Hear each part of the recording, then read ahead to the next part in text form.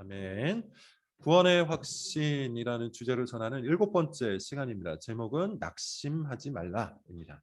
낙심하지 말라. 구원의 확신 마지막 시간이에요. 지금까지 우리가 6번에 걸쳐서 구원의 확신이라는 주제를 다양하게 살펴봤는데, 오늘은 그동안 했던 이야기를 3가지 정도로 정리하면서 설교를 좀 시작을 해보겠습니다. 첫 번째, 구원의 확신이라는 것을 여러분들에게 전하면서 이것을 굉장히 강조했습니다. 구원을 확신해야 한다. 구원의 확신을 얻어야 한다. 그리고 구원의 확신을 얻을 수 있다. 이것이 이 구원의 확신이라는 주제 설교의 핵심이요, 본질이라고 했어요. 구원의 확신을 얻어야 합니다. 그리고 얻을 수가 있습니다. 성경, 특별히 신약 성경 상당수는 이것을 우리에게 요청하고 있기 때문이에요. 바울은 우리의 믿음을 굳게 하라고 여러 서신서를 통해서 계속해서 언급을 하고 있죠. 그리고 우리가 한번 살펴본 바 있는 베드로는 뭐라고 얘기하고 있습니까? 너희의 택하심과 부르심을 굳게 하라고 우리에게 요청을 하고 있어요.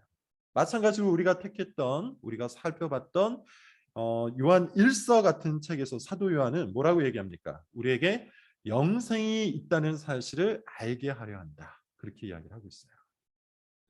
즉 구원받은 사람은 자신이 구원받았다는 것을 확신할 필요가 있어요. 그것이 성경적입니다. 성경이 그것을 우리에게 강력하게 요청을 하고 있기 때문이에요. 그런 의미에서 구원의 확신은요, 일종의 목표입니다. 우리 삶의 목표, 우리 신앙의 목표가 되어야 마땅해요. 오늘날 이 구원의 확신 문제를 별거 아닌 것처럼 취급하는 사람들이 많이 있는데 그렇지 않습니다. 우리가 성경을 정직한 눈으로, 성경을 올바른 눈으로 살펴보면 하나님께서는 이 모든 말씀들을 통해서 우리가 구원을 얻고, 그리고 그 구원 얻음을 확신하기를 원하세요. 구원의 확신을 얻기 위해서 애써야 합니다. 힘써야 합니다. 구원의 확신을 얻는 것은 다른 그 어떤 것보다도 중요해요. 구원의 확신이 있는 사람과 구원의 확신이 없는 사람은 삶이 분명히 다르기 때문이죠. 두 번째, 이 구원의 확신이라는 주제 설교를 통해서 여러분들에게 말씀드렸던 두 번째는 이겁니다. 하나님은 우리가 구원의 확신을 얻도록 통상적인 수단을 주셨다.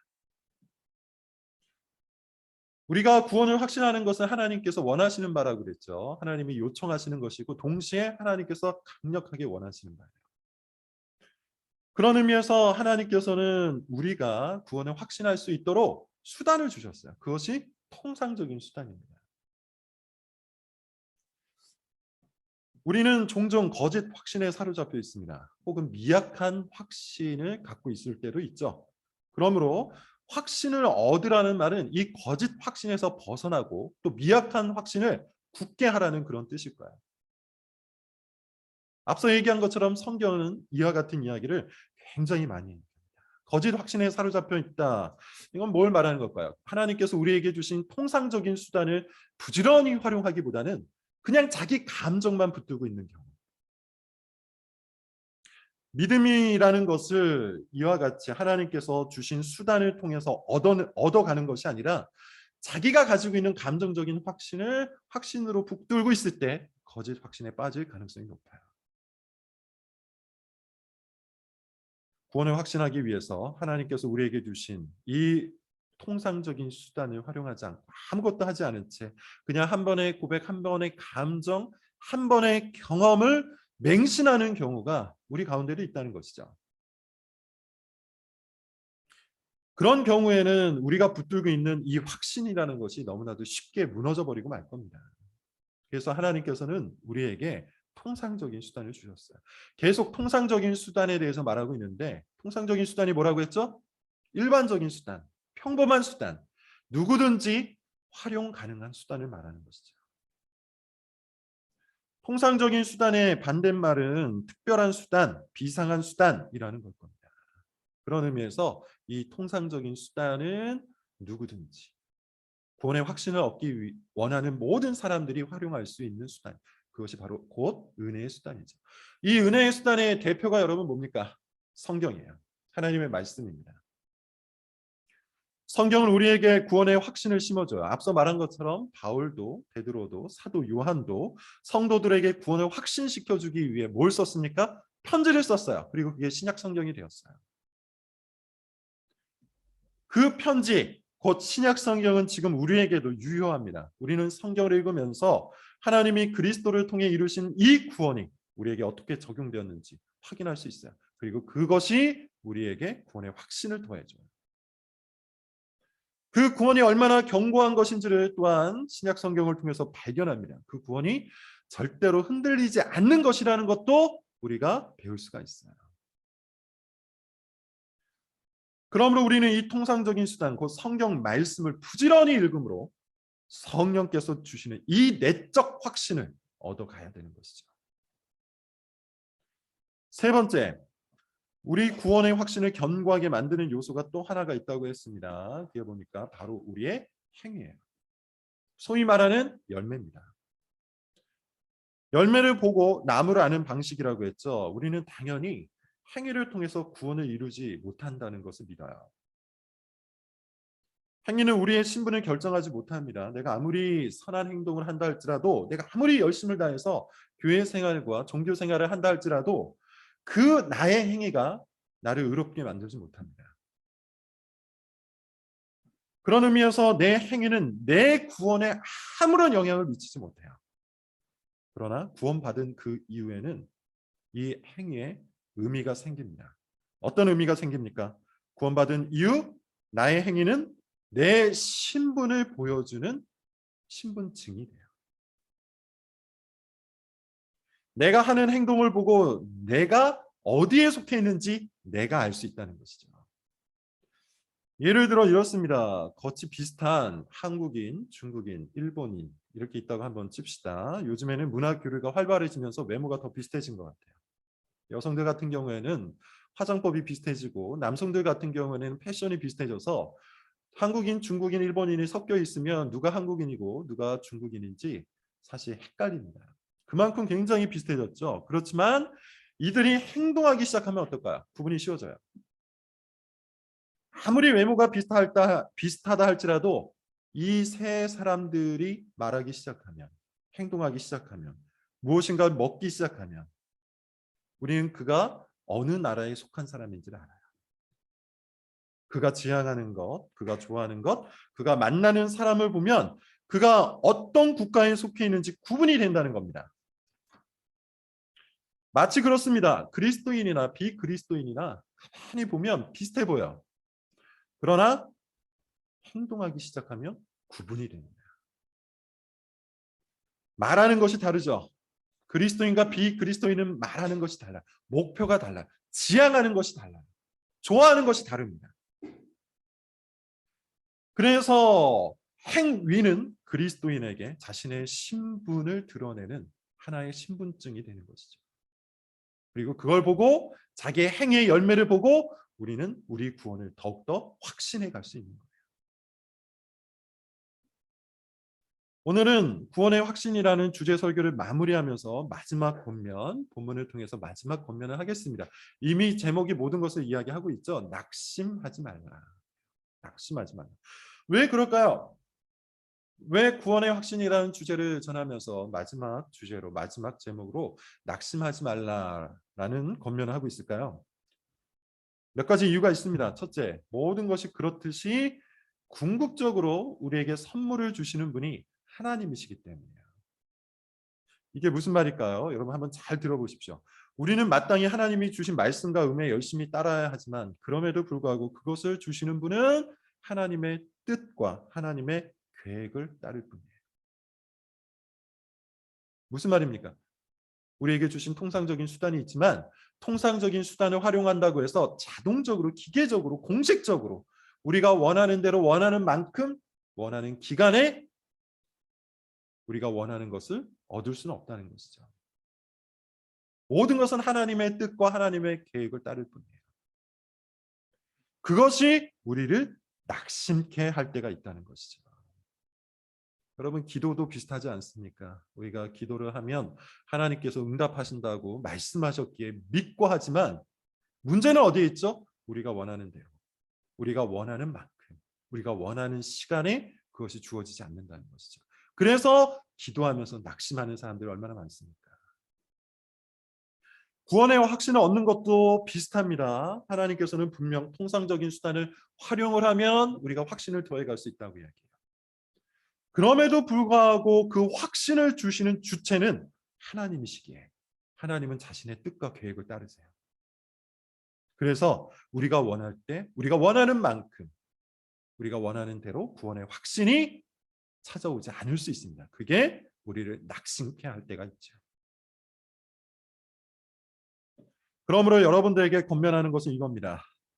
조급하지 말라는 것이죠. 우리의 최선이 우리 최고의 순간은 아니에요. 우리 최고의 순간은 오직 하나님께서 결정하실 뿐입니다. 우리는 마땅히 주어진 의무를 최선을 다해서 다하며 낙심하지 않고 기다려야 되는 것이죠. 둘째, 이 구원의 확신이라는 것은 한 번 얻었다고 해서 끝까지 유지되는 것은 아니기 때문에 왔다 갔다 할 수 있기 때문에 지난 시간에 이미 말씀을 드렸습니다. 다윗이라는 성경 속에 등장하는 아주 위대한 인물이 있는데 그 인물조차도 인생의 어느 한 시점에서 구원의 확신을 잃어버렸잖아요. 한 번 확신을 얻었다고 해서 그것이 늘 항상 충만하게 지속되는 것은 아니라는 겁니다. 누군가에게는 그럴 수 있겠지만 아마 대부분의 사람에게는 그렇지 않을 거예요. 원인은 앞서 말한 것처럼 죄 때문일 수도 있고 게으름 때문일 수도 있고 다양한 환경 때문일 수도 있어요.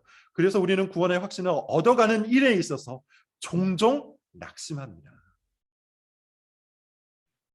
예컨대 어떤 성도가 있었습니다. 구원을 확신했던 성도예요. 제가 봐도 믿음이 있었고 아주 충성스럽게 살아가던 그런 성도입니다. 그런데 갑자기 어머니께서 시한부 선고를 받으셨어요.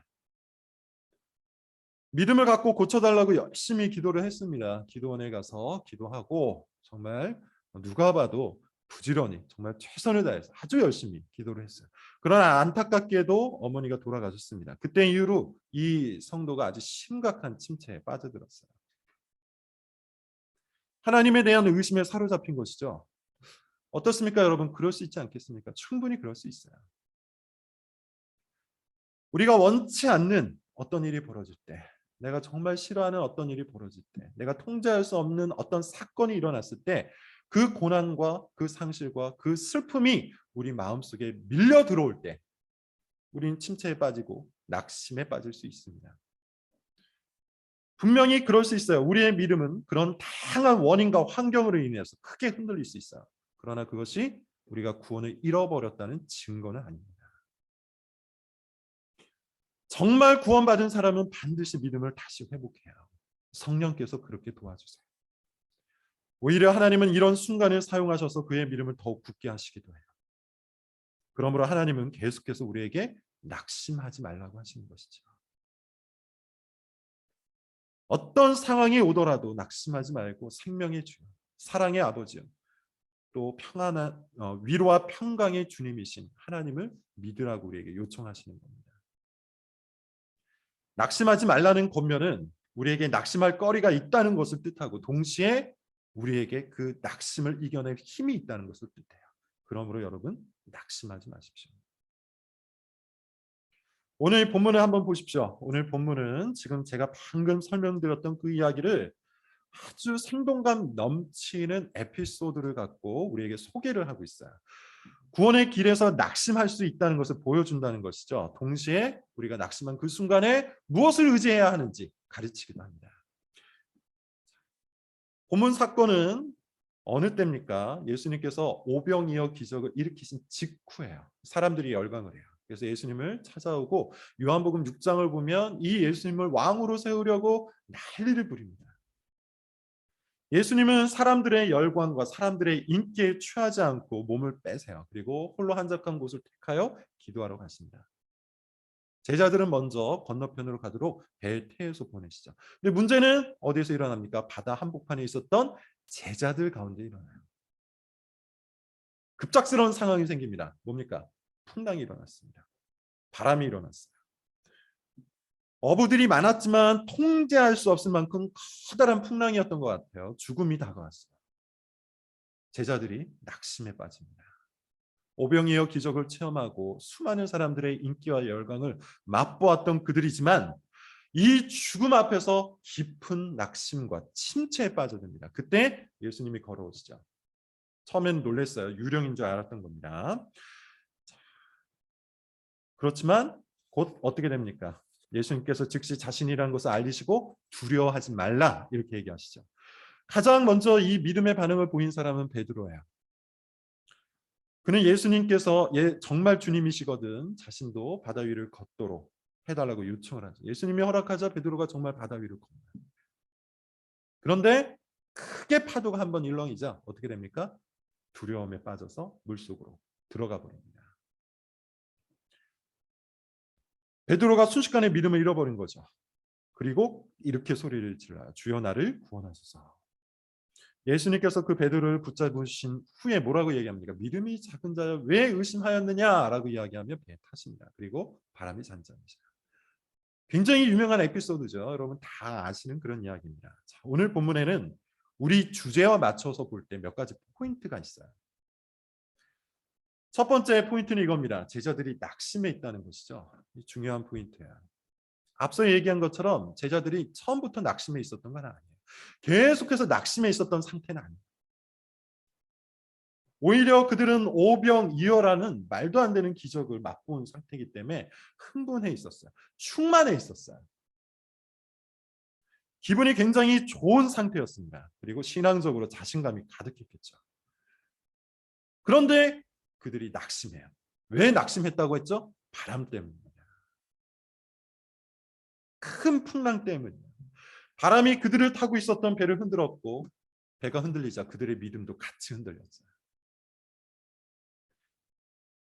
여러분 이것은 우리에게 시사하는 바가 굉장히 큽니다. 우리 역시도 환경 때문에 환경으로 인해서 얼마든지 낙심할 수 있다는 것을 가르치고 있기 때문이에요. 누구나 신앙적으로 충만했던 적이 있을 겁니다. 아마 이 자리에 혹 낙심한 사람이 있다면 과거를 한번 돌이켜 보십시오. 분명히 충만했던 어느 한 시점이 있었을 거예요. 만약 청년부 시절이었다면 그는 뜨겁게 기도했을 것이고요. 뜨겁게 봉사하고 뜨겁게 사역했을 겁니다. 뜨겁게 성경 공부도 했을 거예요. 충만했을 수 있어요. 또 어떤 사람은 취업을 하고 또 결혼을 하고 자녀를 낳고 승승장구하던 그 시절 신앙적으로 충만했을 수 있어요. 하나님이 늘 함께 하시는 것 같고 나도 하나님과 늘 함께 하는 것 같을 수도 있습니다. 그러나 어느 날 내가 원치 않는 상황을 맞닥뜨렸을 때 어떠합니까? 그것이 나를 침체 가운데 빠뜨리죠. 바람이 불기 시작한 겁니다. 인생 속에 바람이 불기 시작한 거예요. 그 바람이 질병일 수도 있고 그 바람이 관계일 수도 있고 그 바람이 돈일 수도 있을 거예요. 뭐가 되었든 간에 우리의 삶 가운데 우리의 삶을 흔들 만한 환경과 상황이 일어나는 것이죠. 그 환경이 큰 바람이 되어서 나를 크게 낙심케 할 수 있다는 것이죠. 여러분 우리는 스스로 이것을 인정할 줄 알아야 돼요. 우리는 결코 슈퍼 그리스도인이 아닙니다. 슈퍼 그리스도인이 될 수도 없습니다. 성경을 14권을 기록한 바울도 스스로를 슈퍼 그리스도인이라고 생각하지 않았어요. 실제로 바울은 자신이 매우 연약한 자라고 수차례 고백을 하죠. 날마다 충만하고 날마다 올바른 선택을 하고 날마다 기분이 좋고 날마다 신령한 사람이 될 수 없다는 거예요. 우리는 환경이라는 바람 때문에 상황이라는 이 풍랑 때문에 얼마든지 낙심할 수 있는 연약한 존재입니다. 이걸 인정해야 돼요. 그렇게 우리는 매우 쉽게 풀어질 수 있는 존재입니다. 두 번째, 오늘 본문 속에서 우리가 살펴볼 수 있는 포인트 두 번째, 베드로가 기복이 굉장히 심한 자였다는 사실이죠. 예수님이 바다를 건너오시자 제자들이 두려워했어요. 예수님은 자신이라는 것을 알려서 제자들을 안심시켜 주셨습니다. 제자들이 얼마나 놀라고 또 얼마나 안심을 했을까요? 그중 베드로는 특히나 더 충만해졌어요. 이유는 모르겠는데 베드로가 더 충만해졌어요. 그러면서 갑자기 이런 욕구가 생겼습니다. 나도 예수님처럼 바다를 걷고 싶다. 나름대로 믿음의 욕구였던 것 같아요. 예수님께 요청을 했더니 예수님이 그걸 승낙을 해주세요. 오라 이렇게 얘기하시죠. 실제로 몇 발자국이나 걸었는지는 잘 모릅니다. 본문이 그것을 이야기하고 있지 않기 때문에 굉장히 많이 걸었는지 아니면 조금 걸었는지 잘 모르겠어요. 중요한 것은 뭡니까? 적어도 베드로가 바다 위를 걷는 그 순간에는 확신이 있었겠죠. 예수님에 대한 확신 그리고 자기 믿음에 대한 그 확신이 있었어요. 그런데 그 확신이 어떻죠? 순식간에 뒤집어져요. 이번에도 바람입니다. 바람이 크게 일자 두려움이 솟구쳤어요. 결국 그가 물에 빠져버리죠. 다시 낙심해버린 겁니다. 낙심했다가 충만했다가 또 낙심해버린 거예요. 이게 베드로의 기복이에요. 신앙적 기복. 이 베드로의 모습도 사실 여러분 바로 우리의 모습이죠. 우리가 얼마나 자주 이렇습니까? 낙심했다가 믿음을 얻었다가 다시 회복했다가 또 낙심했다가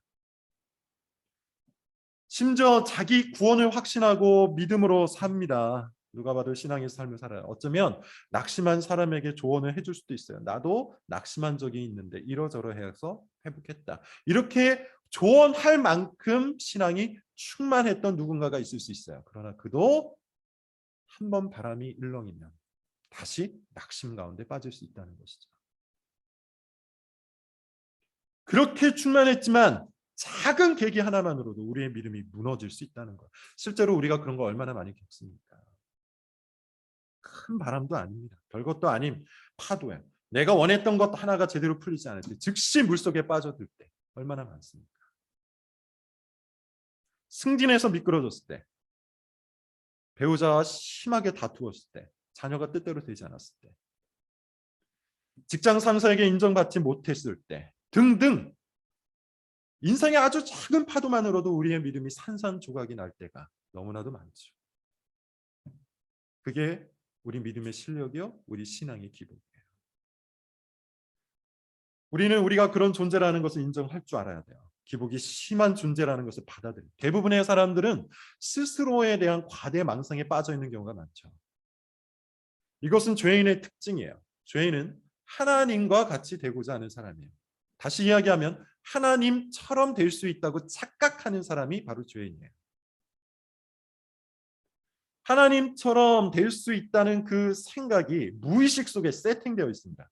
그래서 무의식적으로 사람들은 대부분 자신의 삶을 잘 통제할 수 있다고 믿어요. 그리고 그렇게 하려고 애를 씁니다. 그러다 보니 어떠합니까? 작은 실패마저도 용납하지 못하죠. 자기가 기복이 심하다는 것도 받아들이려고 하지 않습니다. 그러나 자기의 연약함과 무력함을 받아들이지 않으면 우리는 크게 낙심할 수밖에 없어요. 자기가 100 정도 되는 줄 알았는데 실제로는 10밖에 되지 않을 때, 그게 내 삶으로 증명될 때 어떻습니까? 얼마나 큰 좌절이 찾아오겠습니까?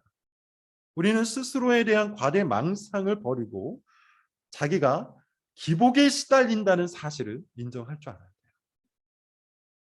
구원을 확신하고 있는 사람도 환경 때문에, 그것도 아주 자그마한 상황 때문에 얼마든지 흔들릴 수 있어요. 그 확신이 흔들릴 수 있어요. 그렇게 우리는 작은 존재입니다. 자, 본문이 또 우리에게 전달하는 주요 포인트 세 번째는 이거예요. 예수님은 이 베드로의 작은 믿음을 책망하셨어요.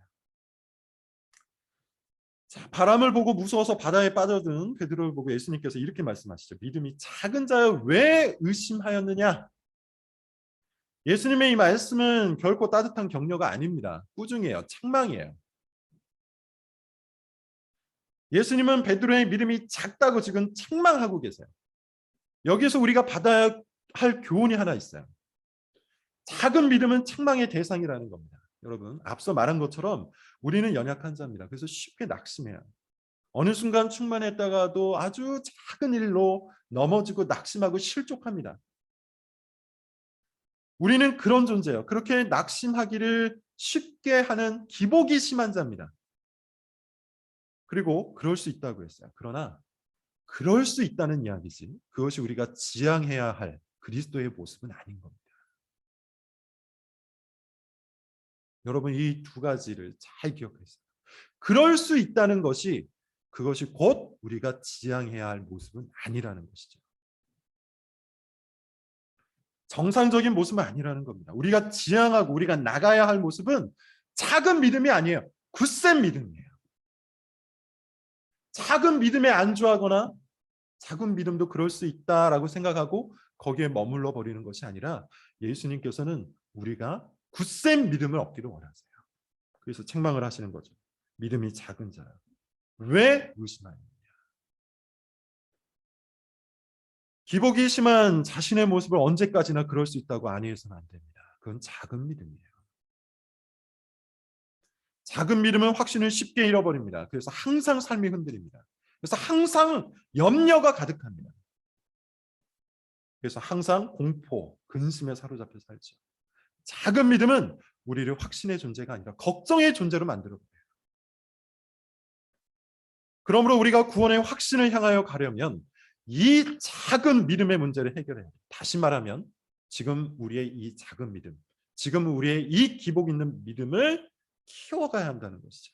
자, 그렇다면 우리에게 남겨져 있는 마지막 질문, 마지막 문제, 어떻게 해야 할까요? 어떻게 해야 낙심하지 않고 믿음을 키워갈 수 있을까요?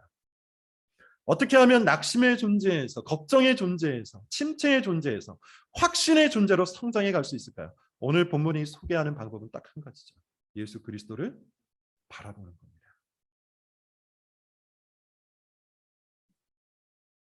낙심했던 제자들을 안심시킨 것 뭡니까? 바다 위를 걸어오셨던 예수 그리스도의 말씀이에요. 내니 두려워하지 말라. 바다로 빠져들던 베드로를 구원한 것은 뭡니까? 예수님께 부르짖었던 베드로의 그 간청, 주여 나를 구원하소서라는 이 간청에 대한 예수님의 응답이에요. 즉시 손을 붙잡으세요.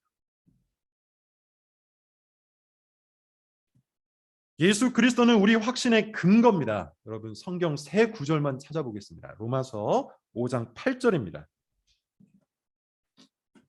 로마서 5장 8절.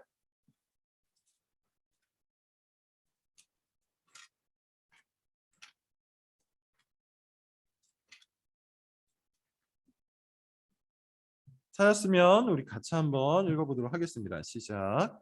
우리가 아직 죄인 되었을 때 그리스도께서 우리를 위하여 죽으심으로 하나님께서는 자기의 사랑을 이미 확증하셨어요. 더 이상 증명할 필요가 없을 만큼 하나님께서는 자기의 사랑을 우리에게 확증을 해주셨는데 어떻게 확증을 해주셨습니까? 자기 아들 예수 그리스도를 십자가 위에서 죽이심으로 확증을 하셨어요. 즉 예수 그리스도의 죽으심이 하나님의 사랑의 확증이에요. 그러므로 여러분 우리가 그리스도를 더 알면 알수록 예수 그리스도의 죽음을 더 깊이 깨달으면 깨달을수록 하나님의 사랑을 확신할 수 있겠죠. 그리스도는 우리 구원의 확신, 그 근거가 됩니다. 두 번째 말씀도 한번 찾아볼게요. 히브리서입니다. 5장 8절 9절이에요. 히브리서 5장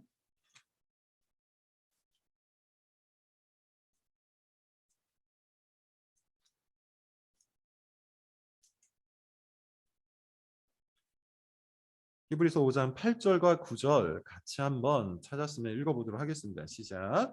그가 아들이면서도 받으신 고난으로 순종함을 배워서 온전하게 되셨은즉 순종하는 모든 자에게 영원한 구원을, 뭐라고 얘기합니까? 영원한 구원의 근원이 되신다. 누가요? 아들 예수 그리스도가. 그리스도께서는 하나님의 아들이시고 그리고 고난으로 순종하셨습니다. 그러함으로 그에게 순종하는 모든 자에게 영원한 구원의 근원이 되신다는 이야기입니다.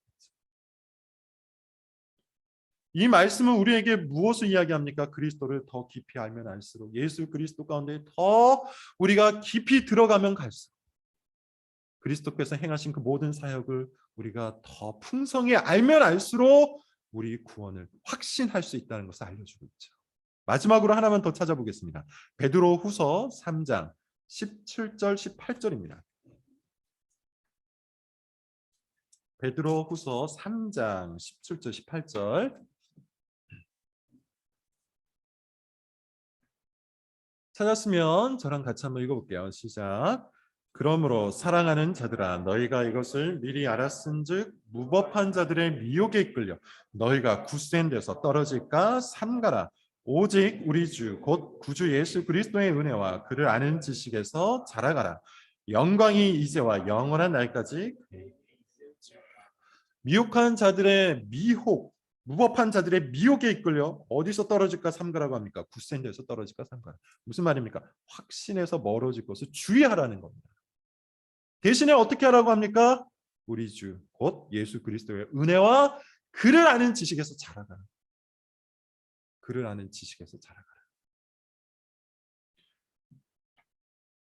성경은 지금 우리가 방금 읽었던 이 세 개의 구절만이 아니라 성경은 우리에게 아주 명확하게 이야기하고 있어요. 구원의 확신을 얻고 싶으십니까? 예수 그리스도를 발견하십시오.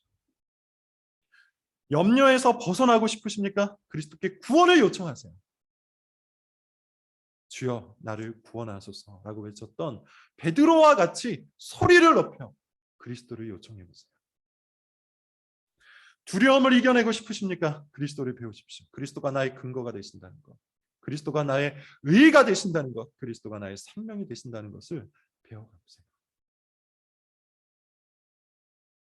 그리스도가 나의 자존감이 되십니다.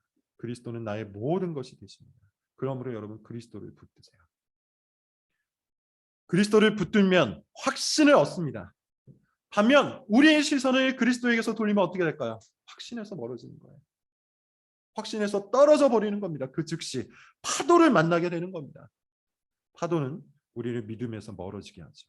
여러분 두렵습니까? 물에 빠져들고 있습니까? 염려가 됩니까? 파도가 여러분 인생 가운데 넘실거립니까?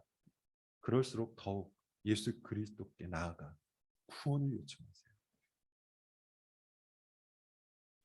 주여 나를 구원하소서.